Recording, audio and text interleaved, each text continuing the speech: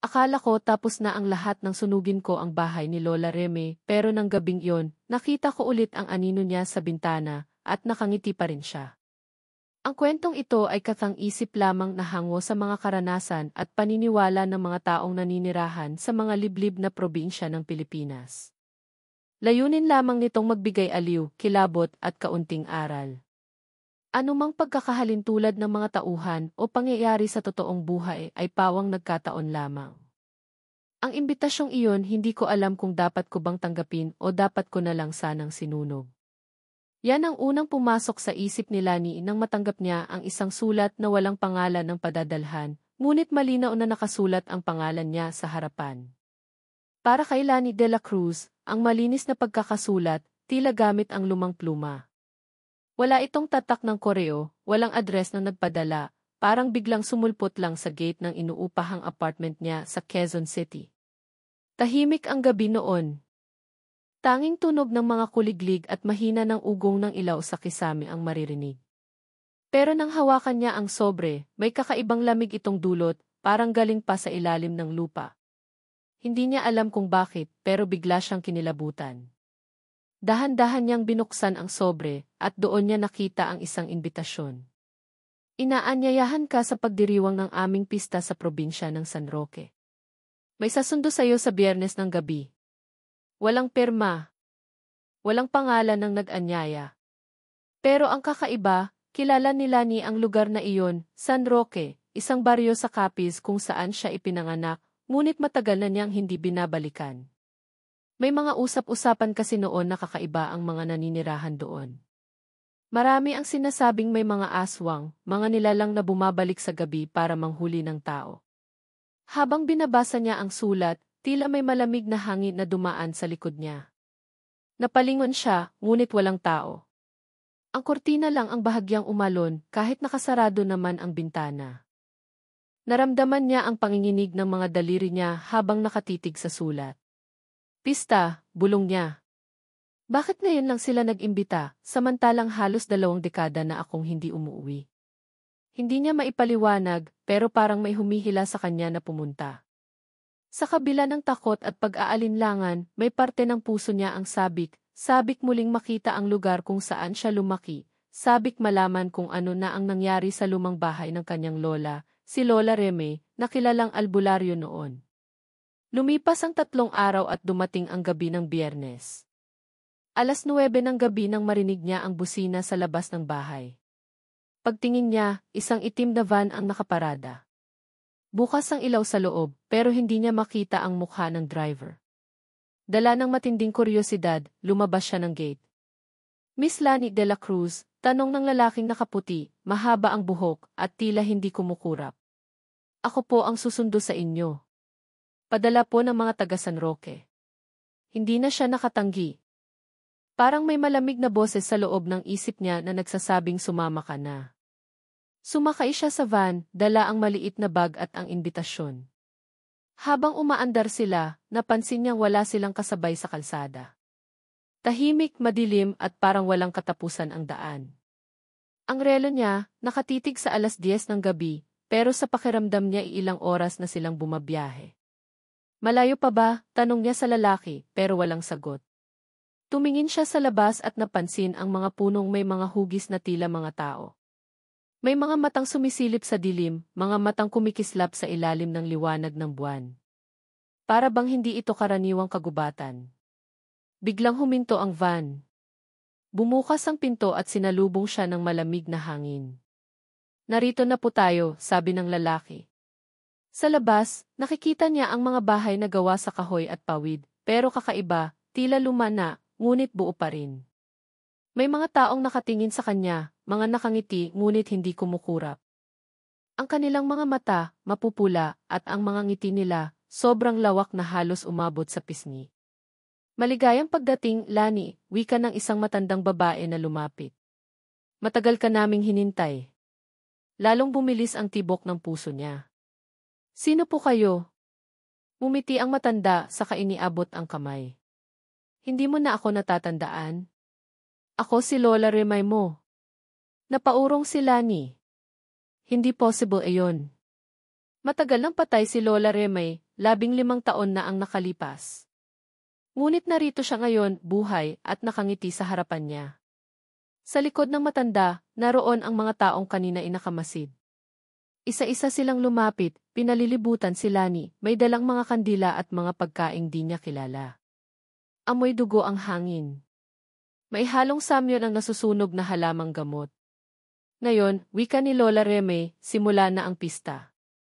Paglingon niya, wala na ang van. Wala na rin ang lalaking sumundo sa kanya.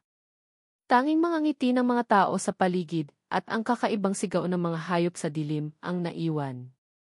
Hindi niya alam kung panaginip lang ba ito o kung tuluyan na siyang bumalik sa baryong matagal nang may sumpa. Sa gitna ng katahimikan, biglang may sumipol mula sa likod ng mga puno, tunog na pamilyar ngunit nakakakilabot.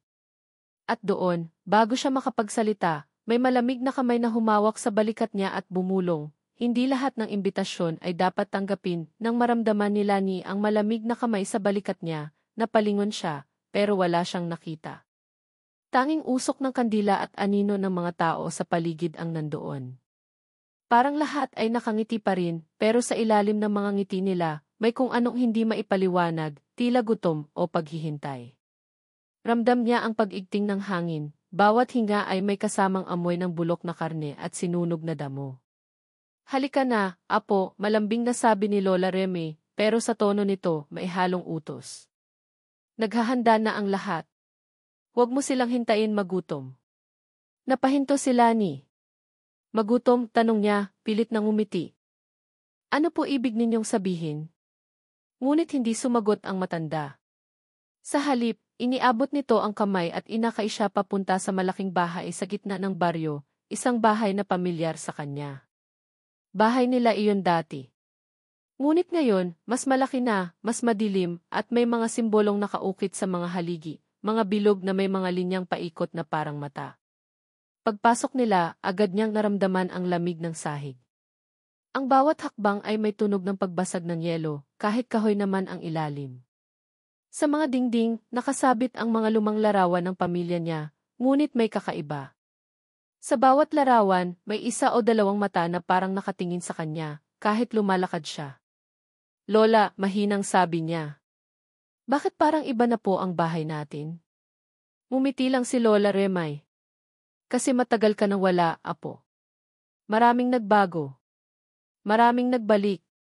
Habang sinasabi iyon ng matanda, napansin ni Lani ang isang batang babae na nakasilip sa ilalim ng hagdan. Nakaputing bestida ito, nakayuko, at may mahahabang buhok na tumatakip sa mukha. Sino yung bata? Tanong ni Lani, ngunit nang lumapit siya, biglang nawala ang bata, parang usok na nilamon ng dilim. Isa sa mga anak ng ating lahi, sagot ng matanda, tila walang kabahalaan. Huwag mo siyang pansinin, hindi pa siya buo. Lalong bumilis ang tibok ng puso ni Lani. Hindi pa buo. Umupo sila sa lamesa at inabutan siya ng mangkok ng sopas. Amoy sabaw ng manok, ngunit may kakaibang lasa, metaliko, parang dugo. Kumain ka na, apo, sabi ni Lola. Mahaba pa ang gabi. Maingat niyang tinikman ito, pero nang tumaas ang tingin niya, napansin niyang walang sumasabay sa kanya. Lahat sila ay nakatingin lang, nakangiti, hindi kumukurap. Para bang hinihintay nilang matapos siya. Bigla siyang tumayo. Lola, kailangan ko pong magpahinga. Gabi na po. Sa silid mo ka na matulog, sagot ng matanda. Nandoon pa rin iyon. Walang nagbago. Pumanhik si Lani sa itaas. Ang sahig ay umuugong sa bawat hakbang niya, at bawat silid na nadaraanan ay may mahihinang bulong. Bakit siya bumalik? Hindi pa siya handa. Ang dugo niya, sariwa pa. Pagdating sa dating kwarto niya, bumungad ang mga laruan noong bata pa siya, mga lumang manika, stuffed toys, at mga damit na dapat matagal nang naluma. Pero mukhang bago pa. Lumapit siya sa kama, at napansin niyang mailarawan doon, siya, kasama si Lola Reme, ngunit may isa pang figura sa gilid, isang babae na hindi niya kilala, maputla, at tila nakangiti sa kanya. Nang titigan niya ng mabuti, kumurap ang babae sa larawan. Napaatras siya at bumagsak ang frame sa sahig, nabasag. Kasabay noon, may marahang katok sa pinto. 3 beses, tok, tok, tok.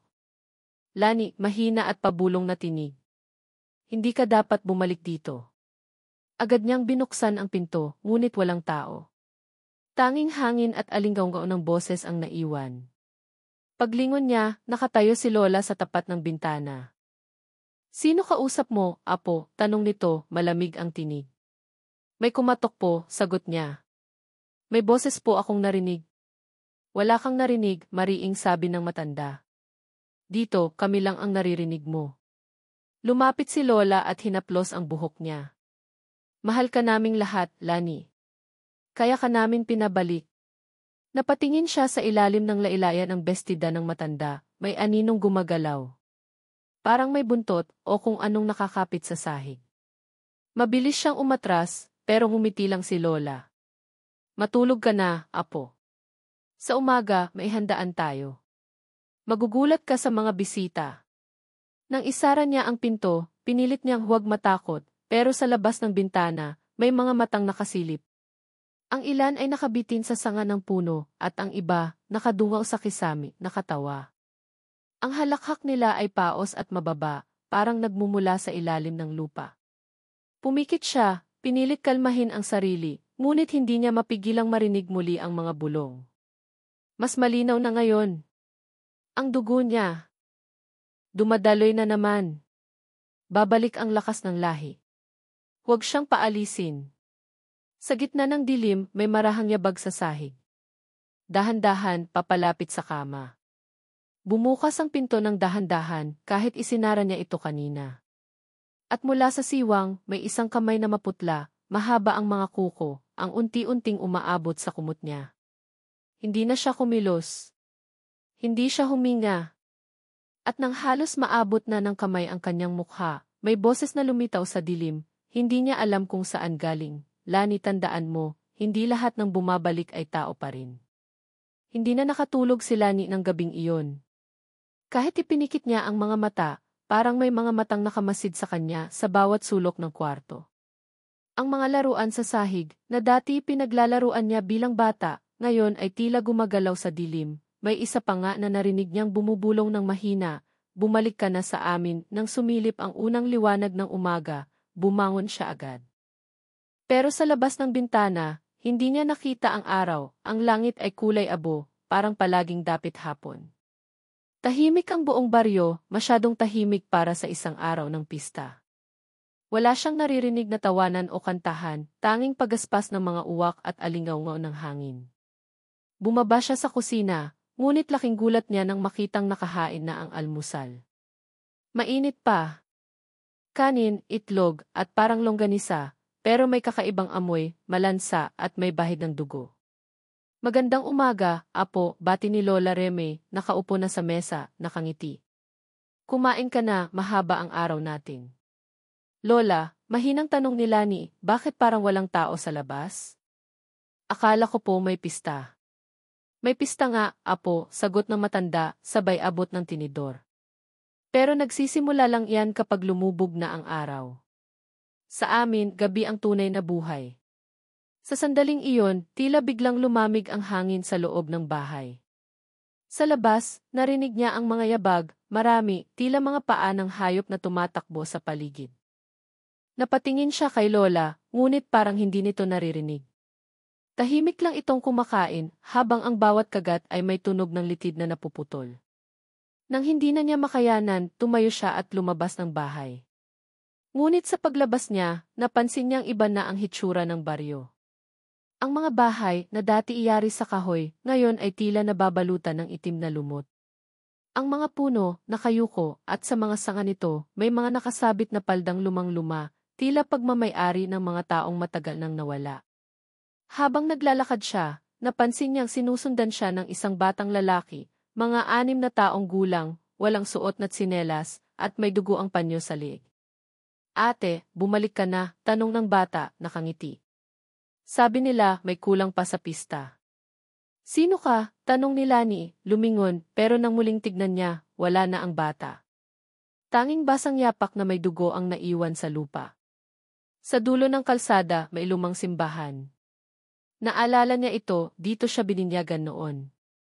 Pero ngayon, ang kampanaryo ay durog at sa pinto may nakaukit na mga salitang hindi niya maintindihan. Lumapit siya at sinubukang basahin. Ang dugo ng isa, buhay ng marami. Bago pa siya makapasok, may biglang lumabas na lalaki mula sa loob. Matangkad, marumi at may mga galos sa braso. Huwag kang lalapit, bulong nito. Hindi ka nila papalayain kapag nagsimula na ang gabi. Sino ka? Tanong ni Lani, nanginginig. Si Mang Iro, sagot ng lalaki. Ako ang tanging hindi nila nakuha. Pero malapit na rin siguro ako. Napaatras siya. Anong ibig mong sabihin? Ang pista, sagot ni Mang Iro, hindi ito para sa mga tao. Tuwing ika-10 taon, may isa silang tinatawag pabalik, isang may dugong lahi ng mga bantaililim. At ngayong taon, ikaw yon. Lalong bumigat ang dibdib ni Lani. Hindi totoo yan, umiti si Mang Iro, malungkot. Bakit sa tingin mo, buhay pa ang lola mo? Hindi siya nakasagot. Bago pa man siya muling makapagsalita, biglang may kaluskos sa likod nila. Mula sa kakahuyan, lumabas ang 3 babae na nakaitim, nakayuko, at ang buhok ay halos tumakip sa mukha. Isa-isa silang nag-angat ng ulo, at nakita ni Lani ang kanilang mga mata, mapula at walang puti. Ang isa ay bumanga at doon niya nakita ang mahahabang dila na parang ahas. Umalis ka na, bulong ni Mang Iro, itinutulak siya. Habang may liwanag pa. Pero bago siya makatakbo, biglang tumalon ang isa sa mga nilalang, mabilis, parang hayop. Hinila si Mang Iro papasok sa dilim. Narinig niya ang sigaw ng lalaki at pagkatapos, katahimikan. Tanging tunog ng paglaplap ng laman at pag-ungol ang sumunod. Tumakbo si Lani pabalik sa bahay, luhaan, nanginginig.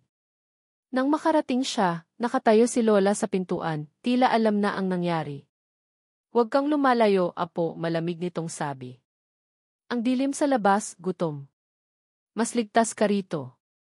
Lola, may mga halimaw sa labas. Kinain nila si Mang Iro. Mumiti ang matanda, ngunit ang mga mata nito ay nagdilim. Hindi sila halimaw, apo. Mga kamag-anak natin sila. Dugo mo rin ang dumadaloy sa kanila. Hindi ako isa sa inyo, sigaw ni Lani, ngunit sa sandaling iyon, naramdaman niya ang init sa dibdib, parang may naglalagablab sa ilalim ng balat niya. Ang mga ugat niya sa lieg ay nagsimulang magkulay itim. Napasigaw siya sa sakit. Lumapit si Lola, hinawakan ang pisngi niya. Unti-unti mong mararamdaman, apo.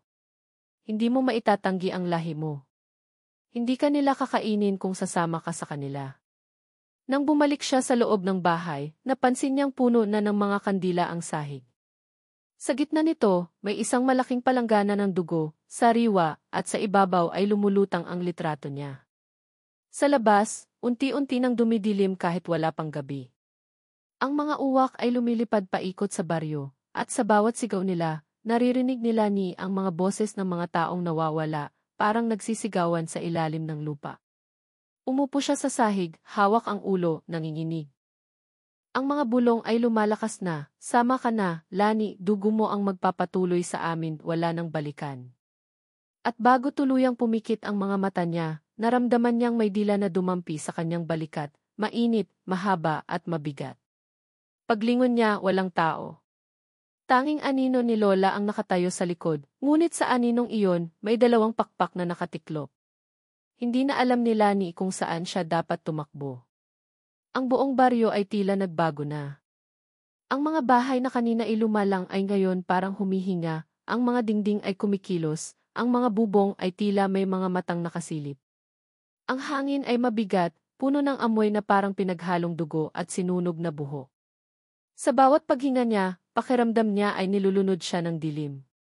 Naririnig pa rin niya ang boses ni Lola Remay sa labas ng bahay, kalmadong kumakanta ng lumang lulabi na naririnig niya noong bata pa siya. Pero ngayon, ibang-iba na ang tono, mabagal, mababa at parang nagmumula sa ilalim ng lupa. Matulog ka na, apo sa gabing tahimik, paulit-ulit, hanggang sa parang umiikot sa loob ng isip niya. Nagtago siya sa silid, nilok ang pinto, at sinubukang takpan ang kanyang mga tainga. Pero kahit anong gawin niya, naririnig pa rin niya ang boses. Kasabay nito, may mahihinang kaluskos sa ilalim ng kama. Nang sumilip siya, may dalawang mata na kumikislap, hindi sa dilim, kundi parang apoy sa loob ng anino. Bigla siyang umatras, at sa isang iglap, parang may gumapang palabas. Mahahabang braso, payat at nangingitim, dahan-dahang humahawak sa gilid ng kama. Hindi ka na makakatakas, bulong ng boses, halos hindi niya alam kung sa isip niya ba galing o sa nilalang na nasa ilalim. Binuksan niya ang bintana at tumalon sa labas.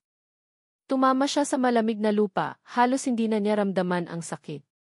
Tumakbo siya ng tumakbo, kahit hindi niya alam kung saan patungo. Ang paligid ay parang umiikot. Sa bawat daanan, may nakatayong mga tao, nakangiti, hindi kumukurap at may mga mata na puro itim. Parang mga estatwa, pero sumusunod ang tingin sa bawat galaw niya.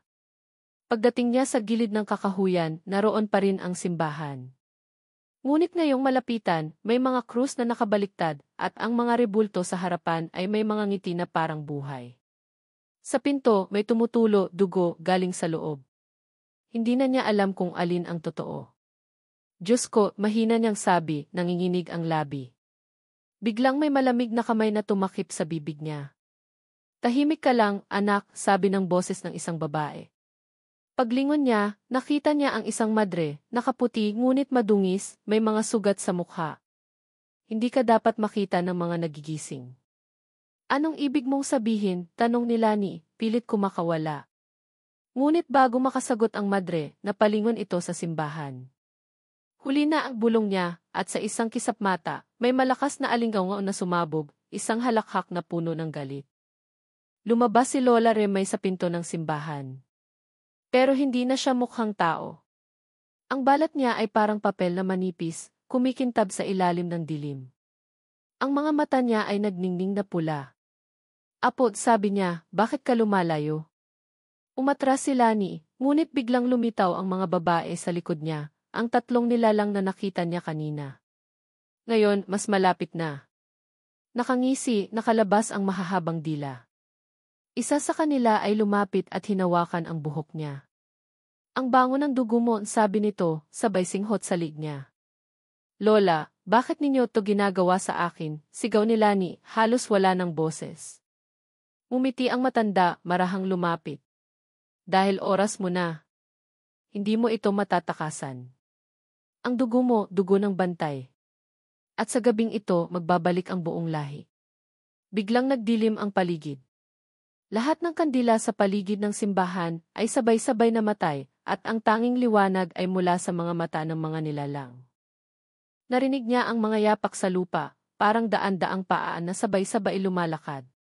Sa ilalim ng lupa, may nararamdaman siyang panginginig, parang may gustong umahon. Ang madre ay hinila siya palayo. Kung gusto mong mabuhay, sundan mo ako. Tumakbo silang dalawa patungo sa kagubatan. Ang mga sigaw sa likod nila ay parang halakhak ng mga halimaw. Hindi mo siya madadala, sigaw ni Lola Remay. Sa amin siya nabibilang. Ngunit habang tumatakbo sila, napansin ni Lani na nagbabago ang paligid. Ang mga puno ay kumikilos, nagiging mga braso. Ang lupa ay humihinga. Minsan, pakiramdam niya ay nasa panaginip siya, ngunit bawat galaw ay totoo. Bawat hinga may halong dugo at abo. Biglang nadapa si Lani, at nang tingnan niya ang ilalim ng paa, may humawak dito, isang kamay na galing sa lupa. Nang hatakin niya, lumitaw ang mukha ni Mang Iro, duguan, putol ang dila, at ang mga mata ay umiiyak ng itim na likido. Umalis ka na, bulong nito sa isip niya, kahit sarado ang bibig. Wala ka nang ligtas. Hinila siya ng madre, ngunit bigla itong sumigaw. May isang anino na humatak dito papasok sa dilim. Nakita niya ang mga kuko na tumusok sa katawan ng madre at hinila ito pababa. Naiwan sa lupa ang rosaryo nito, basag at may mga patak ng dugo. Naiyak si Lani, tumakbo ng walang direksyon. Lahat ng daan ay pabalik sa simbahan. Parang niloloko siya ng baryo, paikot, walang labasan. Sa bawat pagliko niya, naroon si Lola Remay, nakangiti, nakahawak sa isang basong puno ng dugo. Uhaw ka ba, apo? Tikman mo at matatapos ang lahat. Hindi ako isa sa inyo, sigaw ni Lani, hawak ang ulo, habang ang paligid ay umiikot. Ngunit sa salamin ng bintana ng simbahan, nakita niya ang sarili, ang mga mata niya ay hindi na kayumanggi. Itim na, parang walang laman. Ang mga nilalang ay lumapit, isa-isa. Ang kanilang mga ngiti ay halos umabot sa tainga. Sa gitna nila, si Lola Reme, nakataas ang kamay, habang ang lupa ay bumubuka. Panahon na, apo, ang dugo mo ang magbubukas sa daan. Naramdaman ni Lani ang pagputok ng ugat sa kanyang braso. May kumikirot, parang may gusto talagang lumabas sa ilalim ng balat niya. Sinubukan niyang tumakbo, pero ang mga anino ay humawak sa mga paa niya. Sa malayo, naririnig niya ang kampana ng simbahan, ngunit imbes na tunog ng metal, ito ay parang sigaw ng 1,000 kaluluwa. At sa sandaling iyon, bago siya tuluyang lamunin ang dilim, may marahang boses na umalingaw-ngaw. Hindi pa ito ang wakas, pero dito ka magsisimulang magbago. Nang mabuksan ng lupa ang sarili nito sa harap ni Lani, umalingaw-ngaw ang sigawan ng mga nilalang mula sa kailaliman. Mainit ang hangin na galing sa bitak, at sa ilalim nito, tila may gumagalaw, mga aninong kumikilos, nag-aagawan sa pag-ahon. Hindi na niya alam kung bangungot ba ito o katotohanan, pero ramdam niya ang hapdi ng mga sugat sa kanyang braso, ang panginginig ng mga tuhod niya, at ang amoy ng dugo na lalong kumakapal sa paligid. Lola, tama na, sigaw niya, halos paos na. Hindi ko alam kung ano ang gusto niyo sa akin, pero ayoko na. Mumiti lang si Lola Reme, malumanay, parang walang nagaganap na kababalaghan. Hindi mo na kailangang maintindihan, apo. Ang mahalaga, magpapatuloy ang lahi. Ikaw ang susunod. Pero bago pa siya makalapit, biglang lumiwanag ang kalangitan. Isang matinding kidlat ang gumuhit pababa, tumama sa malaking punong nasa tabi ng simbahan, at sa ilang segundo, nagliyab ito. Sa gitna ng liwanag, may isang figurang lumitaw, isang babae, nakaputi, mahaba ang buhok, at parang kumikislap sa bawat hakbang. Hindi siya halimaw. Hindi rin tao. Lahat ng mga aswang sa paligid ay biglang umatras, humalakhak si Lola Remay, ngunit halatang nag-aalangan. Hindi pwede, hindi pa oras mo. Lumapit ang babae sa gitna, at sa unang pagkakataon, nagkaroon ng liwanag sa mukha niya. Lani, mahinahon itong sabi, hindi ka dapat narito. Si sino ka? Tanong ni Lani, nanginginig. Ang nanay mo, sagot ng babae. Ang tunay mong ina. Napatigil siya. Hindi patay ka na. Tumango ang babae. Pinaslang nila ako noong ipinanganak kita. Dahil alam nilang may dugo akong hindi nila kayang hawakan. Pero hindi ako tuluyang nawala. Naging bantay ako ng liwanag, ang tanging pumipigil sa kadiliman ng lahing ito. Lalong lumalim ang bitak sa lupa. Si Lola Remy ay humalakhak ng malakas. Hindi mo siya maliligtas, anak ng liwanag. Bahagi na siya ng amin. Ang dugo niya ay masama sa kanya, tulad ng sayo noon. Dumugo ang ilong ni Lani sa bigat ng naririnig. Hindi niya alam kung alin ang totoo. Anong ibig mong sabihin, sigaw niya sa Lola. Ang nanay mong yan, sabi ni Lola Reme, ay isa ring nilalang na tulad namin.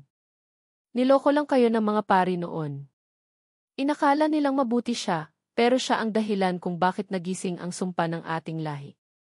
Hindi totoo, balik ng babae sa puti, nanginginig sa galit. Ako ang sinumpa dahil tumanggi akong maghain ng tao. Ako ang tumakas para iligtas ang batang ito. Ngunit bago pa siya makalapit kay Lani, tinamaan siya ng isa pang kidlat, ngunit ngayon kulay itim. Galing kay Lola Remay. Tumilapon ang katawan ng babae at bumagsak sa harap ni Lani, duguan, nanginginig.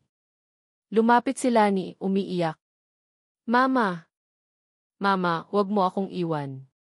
Hinawakan siya ng babae sa kamay, mahina na. Lani, makinig ka. Ang sumpa ay nasa dugo mo. Pero ang kapangyarihan din ng liwanag ay nariyan. Piliin mo kung sino ka.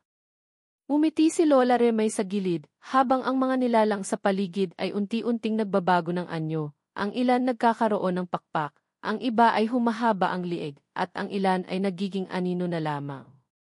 Wala na siyang pipiliin, wika ni Lola. Dahil matagal na naming pinili para sa kanya.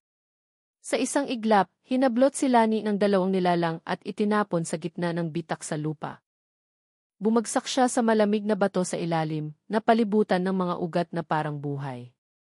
Naririnig niya sa itaas ang sigawan ng mga nilalang at ang halakhak ng lola niya. "Diyan ka muna, apo," bulong nito mula sa itaas. "Bukas na ang daan para sa pagbangon ng lahi natin." Sa ilalim ng lupa, madilim. Tanging mga pulang ilaw mula sa mga bitak ang nagbibigay liwanag. Habang humihinga siya, napansin niyang bawat hinga niya ay nagiging usok. Ang hangin ay mabigat, parang may halong abo. At sa malayo, may naririnig siyang mga tinig, mga nag-aaway, umiiyak at nagmamakaawa. Mga tinig na parang galing sa mga kaluluwang nakakulong. Nang maglakad siya, napansin niyang sa bawat yapak niya, may mga kamay na lumalabas sa sahig, mga kamay na pilit siyang inaabot. "Tulong, ilabas mo kami, ikaw ang susi." Bago siya makasagot, biglang may humawak sa paa niya at hinila siya pababa. Nahulog siya sa isa pang mas malalim na bahagi ng hukay. Sa dulo, may nakita siyang altar, at sa ibabaw nito, may isang bagay na nakabalot ng tela. Dahan-dahan niyang nilapitan. Nang alisin niya ang takip, halos mabaliw siya sa nakita. Sarili niyang katawan. O mas tama, isa pang siya. Nakatulog, pero buhay, humihinga, may mahinang tibok ng puso. Napaatras siya, hindi makasigaw. "Ano to?" Mula sa dilim, sumagot ang boses ni Lola Remay. "Ang totoo, Lani, matagal ka nang nandito. Ang katawan mo sa ibabaw, iyan ang alay. Ang laman, ginawang daan ng mga nilalang. Ang kaluluwa mo, matagal na naming kinulong sa ilalim. Ang ikaw na nakatayo ngayon, hindi na tao. Isa ka sa amin." Nanigas si Lani, dahan-dahang tumingin sa kamay niya. Unti-unti itong nagbabago, nagiging kulay abo, ang mga kuko ay humahaba, at ang mga mata niya ay nagiging pula. Hindi totoo. Ngunit bago pa siya makatakbo, nagsimulang manginig ang lupa. Sa ibabaw, bumukas muli ang simbahan, at mula sa lupa, umakyat ang isang liwanag, hindi puti kundi pula. Sa huling sandali, bago siya lamunin ng liwanag, narinig niya ang tinig ng kanyang ina, mahina pero malinaw, "Hindi pa tapos, anak. Labanan mo." At sabay noon, sumabog ang liwanag. Sa ibabaw ng baryo, ang mga nilalang ay nagsigawan at ang lupa ay nagliyab. Ngunit sa gitna ng lahat ng iyon, walang nakakaalam kung sino ang nanalo, ang dugo ng kadiliman o ang dugo ng liwanag. Kung ikaw ang nasa sitwasyon ni Lani, anong gagawin mo? Lalaban ka ba o susuko ka sa sumpa ng dugo? At sa palagay mo, makakaligtas pa kaya siya sa impyernong pinagmulan ng sarili niyang lahi? Nanginginig si Lani habang pinagmamasdan ang sarili niyang katawan na nakahiga sa altar. Ang hangin sa paligid ay tila huminto, walang tunog ng hangin, walang kaluskos ng mga ugat sa kisam. Ang tanging maririnig ay ang mahinang tibok ng puso mula sa katawan na nasa harapan niya. Ngunit sa bawat tibok, parang may bahagyang pumutok na tunog sa hangin, tila ba bawat pintig ay nagbubukas ng pinto sa pagitan ng dalawang mundo. "Labanan mo yan, Lani," bulong ng tinig ng kanyang ina, halos wala ng lakas. "May kapangyarihan ka. Gamitin mo." Ngunit ang boses ni Lola Remy ay lumakas, puno ng yabang at kasamaan. "Hindi mo siya maliligtas. Ang kapangyarihan ng kadiliman ay mas matanda kaysa sa liwanag. Isa lang ang maaaring manatili." Naramdaman ni Lani ang apoy sa loob ng kanyang dibdib, hindi apoy ng galit, kundi ng takot na nagiging tapang. Tumindig siya, kahit nanginginig pa rin, at tumingin sa paligid. Ang mga aninong nakapalibot ay unti-unting lumalapit, may mga pulang mata, may mahahabang kuko, at ang ilan ay may punit-punit na balat. Isa-isang naglalakad papalapit, parang mga gutom na hayop. "Ito na ba ang gusto niyo?" sigaw ni Lani. "Ang makita akong bumagsak." Ngumiti si Lola Remay. "Hindi, apo. Ang gusto namin ay makita kang magising." Bago pa siya makapagsalita, itinaas ni Lola Remay ang kanyang mga kamay at sumigaw ng mga salitang hindi niya maintindihan. Sa isang iglap, nagsimulang magliyab ang altar. Ang katawan ni Lani na nakahiga ay nagsimulang gumalaw, mga daliri, pagkatapos mga mata, hanggang sa dahan-dahang bumuka ang bibig. Ngunit ang boses na lumabas ay hindi kanya. "Salamat, Lola," sabi ng katawan na iyon. "Handa na akong bumalik."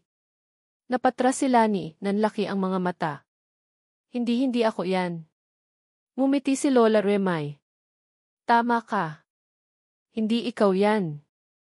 Iyan ang nilalang na iningatan ng lahi natin, ang nilalang na ginamit ang katawan mo para muling mabuhay. Sa sandaling iyon, naramdaman ni Lani ang matinding sakit sa ulo. Parang pinupunit ang kanyang isip. Nakita niya ang mga alaala, ang pagkabata niya sa probinsya, ang mga gabi na may naririnig siyang bumubulong sa dilim, at ang isang gabing nagising siya sa tapat ng bintana, hawak ni Lola Reme ang isang patalim, at dumadaloy ang dugo sa sahig. Lahat ng akala niyang panaginip totoo pala. Lumuhod siya, hawak ang ulo. Ano to? Lumapit ang tika niyang katawan na ngayon ay naglalakad, buhay na muli, ngunit may mga matang nagliliwanag na pula. Ito ang tunay mong pagkatao, Lani. Isa kang sisidlan, ang huling sisidlan ng aming lahi. At ngayon, panahon mo nang tanggapin iyon. Ngunit sa gitna ng lahat ng takot, biglang nagningning ang isang ilaw mula sa kanyang dibdib. Ang boses ng kanyang ina ay muling narinig, malinaw, matatag. Lani, anak, piliin mo kung sino ka. Napasigaw si Lani, itinuro ang kamay sa altar. Hindi ako sisidlan. Hindi ako kasamaan. Sumabog ang liwanag mula sa kanyang katawan, maliwanag, puti at mainit. Ang mga anino sa paligid ay nagsisigawan, naglaho sa liwanag. Si Lola Remy ay napasigaw, hawak ang mukha, habang natutunaw sa init. Hindi mo ako matatalo. Dugo mo ko, Lani. Dugo mo ako. Ngunit hindi siya tumigil. Kung dugo kita, tapusin natin to dito. Sa isang sigaw, sumabog ang liwanag na parang araw. Nabulag ang lahat, at sa loob ng ilang sandali, walang tunog, walang galaw, tanging katahimikan. Pagmulat ni Lani, wala na siyang nakitang altar. Wala na rin si Lola Remay. Ang paligid ay parang gumuho. Wala na ang pulang ilaw, wala na ang mga anino. Nasa gitna siya ng isang malawak na guwang na lupa, at sa gitna ng kanyang mga paa ay isang maliit na hukay na naglalaman ng abo. Doon bumagsak si Lola Remay. Ngunit nang akala niyang tapos na, may kumilos sa tabi ng abo. Isang kamay, kulay abo, tuyot, ngunit buhay. Hindi mo pwedeng burahin ang dugo mo, apo, bulong ng boses na galing sa lupa. Ang dugo ay hindi nawawala, nag-aantay lang. Napatras si Lani, nanginginig, ngunit bigla niyang naramdaman ang lamig sa kanyang kamay. Pagtingin niya, ang balat niya ay unti-unting nagiging abo, tulad ng dati. Hindi, bulong niya. Hindi ako isa sa inyo. Ngunit habang umiiyak siya, naririnig niya ang tibok ng puso sa kanyang dibdib, dalawa. Isa sa kanya, isa sa loob. Mula sa likod niya, lumitaw ang anyo ng kanyang ina, maputla, pagod, ngunit ngumingiti. Anak, nagawa mo. Pero tandaan mo, ang dugo ay hindi sumpa, kung paano mo ito gagamitin, yon ang magtatakda. Pero bakit hindi sila tuluyang nawala? Tanong ni Lani, umiiyak. Dahil kailangan pa rin ng mundo ang balanse, sagot ng kanyang ina. At ngayon, ikaw na ang tagapangalaga. Tagapangalaga ng liwanag at dilim. Bago tuluyang maglaho ang anyo ng ina, humaplos ito sa kanyang mukha. Mag-ingat ka, anak. Dahil sa oras na bumalik ang kadiliman, ikaw ang unang tatawagin nila. Naiwan si Lani mag-isa. Ang paligid ay nagsimulang magbago, ang lupa'y muling nagsara, at sa itaas, nakita niya ang liwanag ng umaga. Dahan-dahan siyang umakyat sa ibabaw, marahang nilalakad ang daan palabas ng lugar ng mga aswang. Ngunit bago siya tuluyang makalabas, huminto siya at tumingin sa paligid. Sa hangin, narinig niya ang boses ni Lola Remy, mahina ngunit malinaw, hindi natatapos ang dugo, Lani. Hindi natatapos ang gutom. Napangiti siya, ngunit ang mga mata niya ay kumislap ng pulang liwanag sandali, bago ito tuluyang nawala. Ang katahimikan ng probinsya ay bumalik, pero sa dilim ng kagubatan, may mga matang nagmamasid muli. Matapos ang matinding liwanag na bumalot sa buong ilalim ng lupa, dumilat si Lani sa gitna ng malawak na parang, nababalot ng hamog at malamig na simoy ng hangin. Wala na ang altar, wala na si Lola Reme, at wala na rin ang mga halimaw na humahabol sa kanya.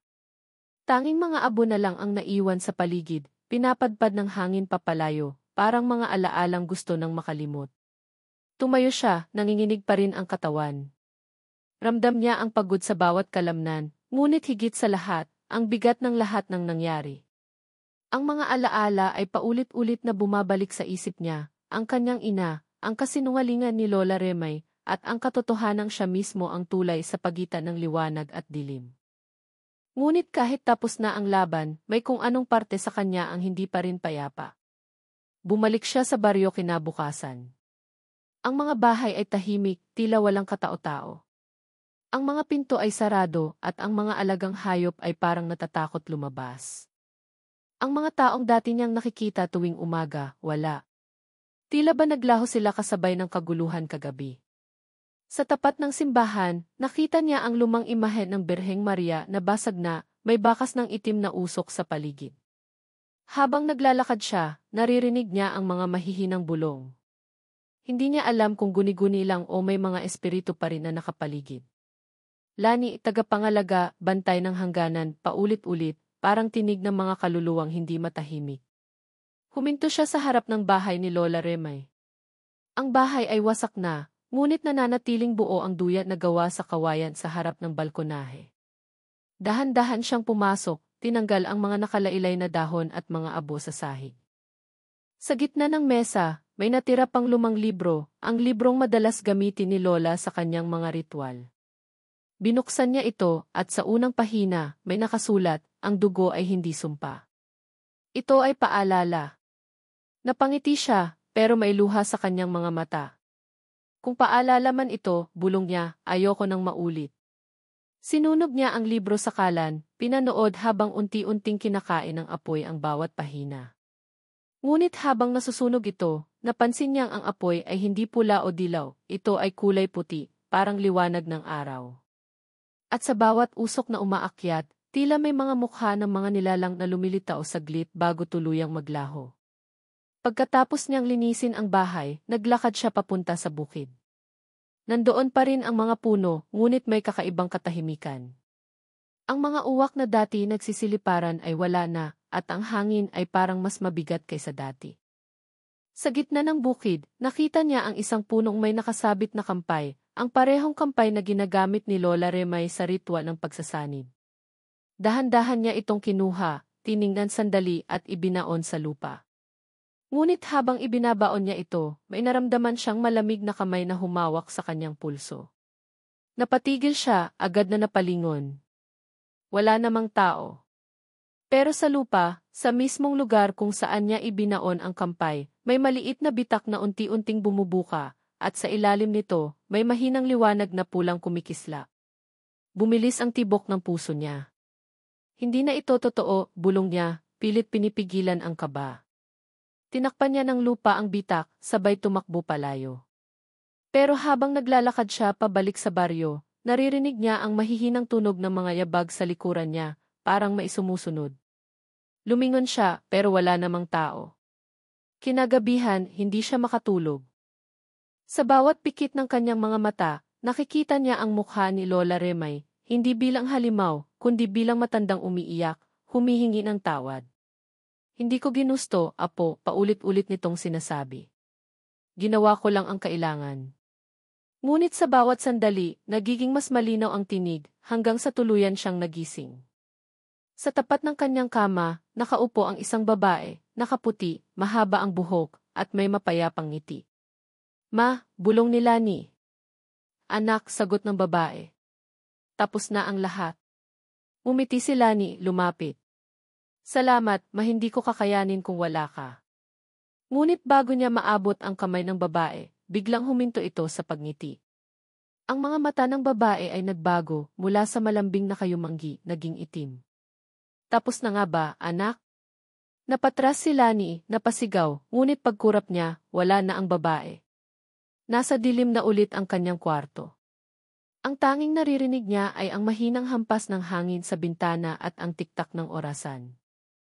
Akala niya ipanaginip lang, pero pagtingin niya sa salamin sa gilid ng kama, nanlamig siya.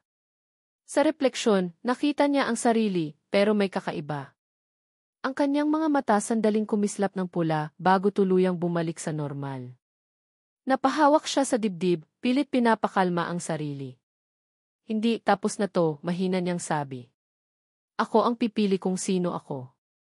Ngunit mula sa labas ng bahay, may narinig siyang mahihinang yabag. Mabagal. Mabigat.